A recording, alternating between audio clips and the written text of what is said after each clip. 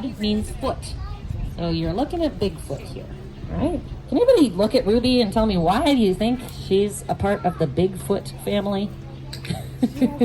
She has huge back feet, right? They're massive, especially in comparison to her front hands, right? They're basically opposite structure of one another. Those front hands that she has, her front arms, they're really, really tiny. They're not very strong. They're basically designed for ripping leaves off bushes, okay? That's what a kangaroo's front forearms are for. Their back legs, though, that's where all the power is in a kangaroo. Of course, those feet primarily are used for their form of locomotion. How does a kangaroo move, kids? Jump. They jump, they hop. Yes, and they pat their foot, right? Yes, they stomp their feet. So yes, their main mode of locomotion is hopping. So these back legs are very, very strong. You'll see the bottom portion is very long, kind of like a clown shoe. That allows her to really stabilize on the ground when she's standing. Everything at the base of her tail and the pelvic area has extra ligaments, extra muscles, tendons, support for impact and to launch her into those jumps.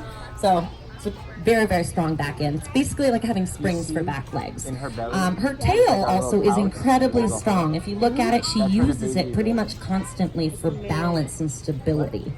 A kangaroo can actually lean back on their tail and lift both of their back feet up and their front arms and not be touching the ground with anything but their tail. That's how powerful their tail is. It's like an extra appendage or an extra arm. Now, how many of you have seen a funny cartoon of a kangaroo with boxing gloves on? You guys have seen that before? All right, do me a favor. Look at Ruby's front arms again for me. Does it look like those arms could win a boxing match? No, they're like T-Rex arms, right?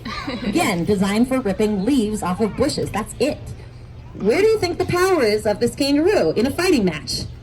Legs. The legs, you got it, buddy. You were listening. Yes, the back legs, okay? I'll tell you, when you're talking about kangaroos, not all of them are aggressive and confident, all right? Typically, kangaroos, they're actually a prey species, so their nature is actually to be very shy and skittish, whether you're a male or a female, but males tend to be more aggressive than females.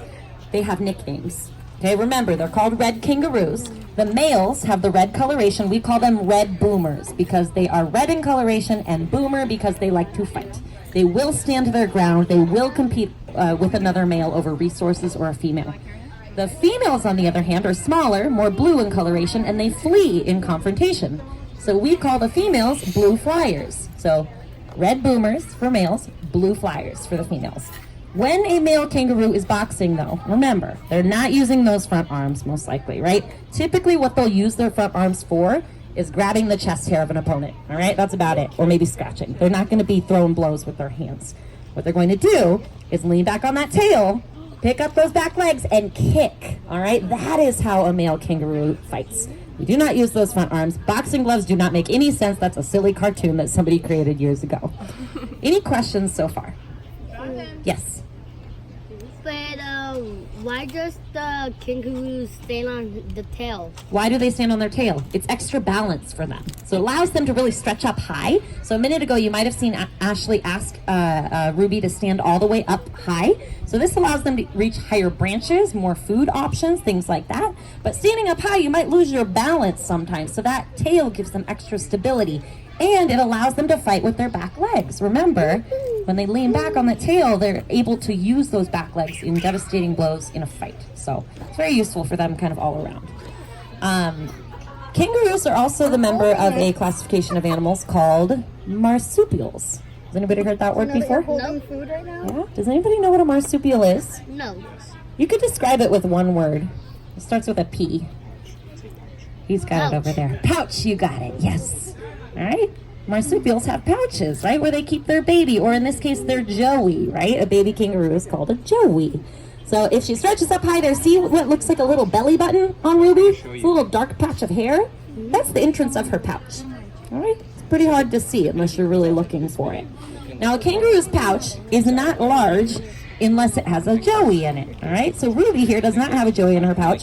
Her pouch is very, very small. Now, she is trained to actually allow her trainers to stick their fingers in her pouch just for desensitization and making sure it doesn't get dirty in there. We can actually clean it for her. Again, bed and breakfast lifestyle for wild animals. So if she were to have a joey, though, that pouch is extremely pliable, very flexible. It can grow with the growth of the baby. But the common misconception is that the joey is born in the pouch. It is not born in the pouch. This is a mammal right here. Baby is born just like other mammals, out of the birth canal, right? So same thing.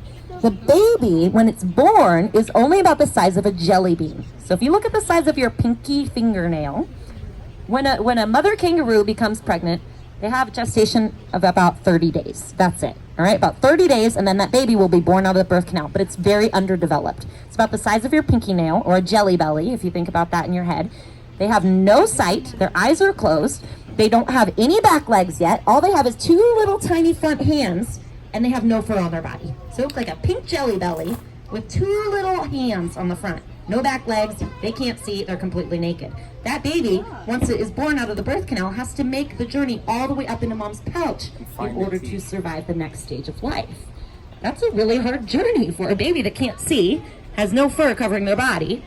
So what mom does is she typically licks a trail of saliva through her fur from the birth canal up to her pouch hole, and that baby will follow that trail instinctively all the way up and then boop, right in the pouch.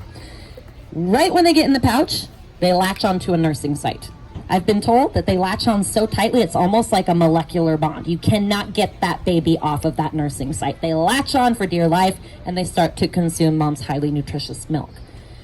That's very fatty milk. It's very rich milk, right? That baby is going to be in mom's pouch, developing their eyes, gaining their back legs, getting that fur on their body, right? That joey doesn't typically peek their head out for months, maybe 3 to 5 months. And then they will start to maybe venture out of the pouch here and there. So it can take a really long time for that joey to actually be fully developed to come out of that pouch. So it's just kind of a misconception. People think they're actually born in the pouch, but they're not. Any other questions you guys have? Yes? How good is their eyesight? Their eyesight, it's all right. It's not bad. Again, Ruby's an aging kangaroo, so it's probably not as good as it was in her prime. What I typically like to do when I look at an animal, you take a peek at their face, and you look at their sensory organs, and look at the proportion of them in proportion to their head size. So for Ruby here, she's got okay eyesight. She's got really good hearing, right? She's got massive ears.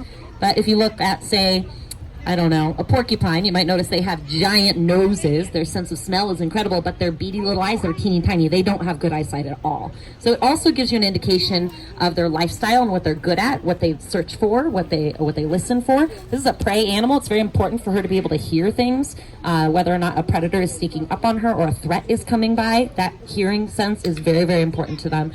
But she has pretty good vision, I would say, for sure. Her nose is pretty strong, too. Good question. Ruby will be out here for just a couple more minutes, guys, so make sure you get photos and everything.